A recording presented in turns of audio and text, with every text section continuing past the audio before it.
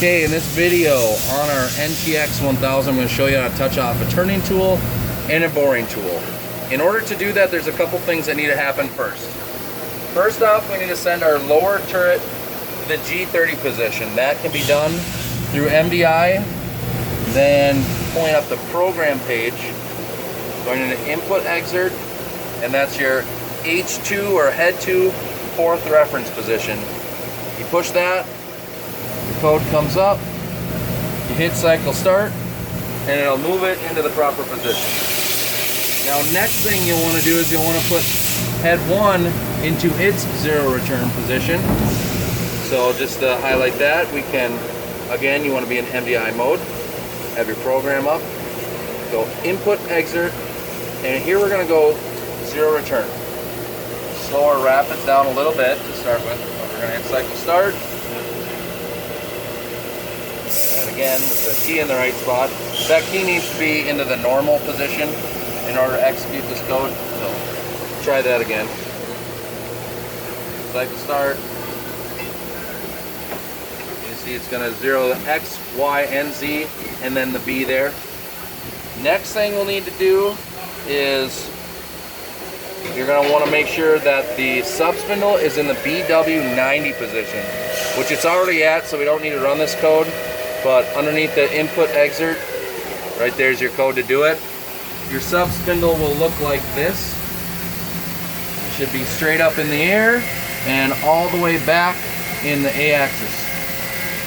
Alright, so now to the actual touching off part. You're going to want to be in head 1. In this first example, we're going to do a right-handed turning tool. So what you need to do is we're going to reset, clear a code there. Input exert, tool change. This gives you a basic tool change. So we're going to change this to T1001. That's the tool number that we're going to be doing. B90 is the correct angle at which we're going to be touching off. D wants to be set at D2 for a right-handed turning tool. That gets it in position for the touch-off probe, so we're going to go ahead and hit cycle start on that.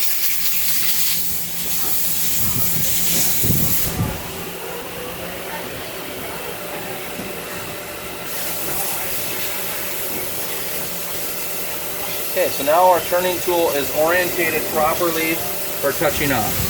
Next step, switch the key into the setting mode. There. Go into jog mode and tell it to let the presetter out. Hit that and you'll see the presetter comes out. Now the next step, and it's very important not to miss this step, get the cursor onto the right tool that you're touching off. So you're doing tool 1, so we're on that line. It also shows us right here which tool is in the spindle. A little reminder.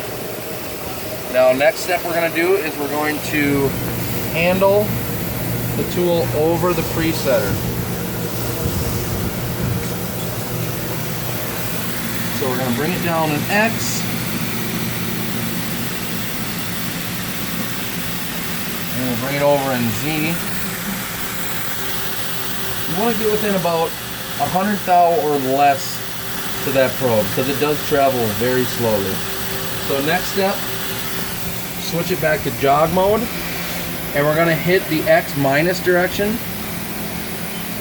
Press that and you'll see that the machine is moving very slowly and it's going to come into contact with the touch-off probe. It'll let out a little beep, and when it does that and that quits moving right there, then you know it's done that axis. Now next, switch it back to handle mode and we're going to move the Z over, then bring the X down,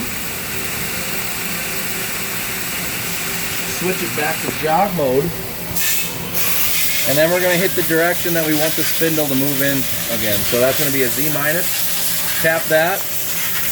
You got your numbers moving here. It's moving towards the touch-off probe. It'll let out a little beep and the numbers will quit moving. So the tool has retained that information. The next step though, you gotta hit this arrow button till you see the import option. You're going to hit that, and you're going to tell it that we touched off a turning tool, and that'll put numbers into here and here for us. To do a boring bar, a right-handed boring bar, it's going to be the exact same. You're going to be at B minus 90 and D2 for the orientation. For a typical neutral style tool, you're going to be at B minus 45 and D2 again. Otherwise, it's the same steps. You're going to touch off in both X and Z, and then hit import and turning. And that's it.